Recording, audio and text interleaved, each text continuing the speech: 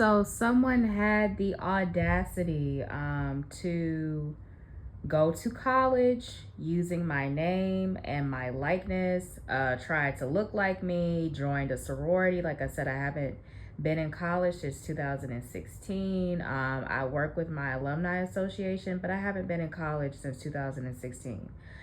Um, Particularly, I keep letting you guys know that we are dealing with crime in the area. So we have a lot of pimps, got a lot of prostitutes. So the ploy here is we actually just had a group of people. Like I said, it's so sad you can't have a marriage stand. People will come against it in groups. We had a group of people who were all homeless, and they decided to send like a woman with additional women behind her to mess up a marriage. So if you have a pimp, a lot of the times he sends this girl out, she does her job, and he collects the money. And so they basically try to prostitute themselves on a married man. And so this girl was sent along with her gang of girls, because they were all homeless, to seduce this married man. And their first initial attempt did not work. Them trying to seduce him did not work. He wasn't interested. But then they just decided to be more aggressive because, again, they're on the street and there's more at stake. And they feel that they can benefit by just stepping into somebody else's shoes. When somebody is down to their last, they'll do absolutely anything. So they've committed multiple crimes. They've intimidated us, intimidated family members, committed identity theft, fraud. Again, this has been an issue for the both of us. So when seducing him didn't work, they just decided to all out bully him into being with someone else.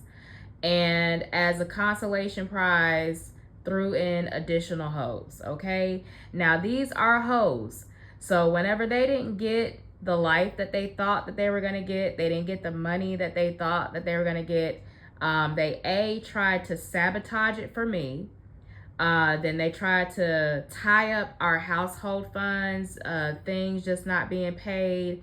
And then finally, they just tried to, well, if we can't get the money this way, we'll just try to make them get a divorce so that he officially doesn't have to give her anything. And then, we'll try to mess up her clientele, and we'll try to mess up her business, and they'll try to get money any way that they can. They're desperate. They're on the street. And then finally, I'm just gonna steal her identity. I need whatever authority and whatever rights and privilege comes with this woman's name and her likeness. And so they've done anything to acquire money. But back to this marriage, yes, they forced it apart, slept with this man. Again, this is done publicly. We all know what's going on. So again, when they didn't get what they wanted out of this, again, it's been disgusting. Imagine having a group of pimps and a bunch of whores come for your marriage. That means they've taken turns sleeping with him and everything, forced themselves on the man.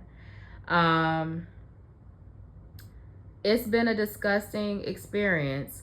But again, once they did not get what they thought they were going to get, and I decided to reshuffle the deck and remarry, they said, oh, well, she picked out a pretty good pick this second time around. We didn't get what we thought we were going to get.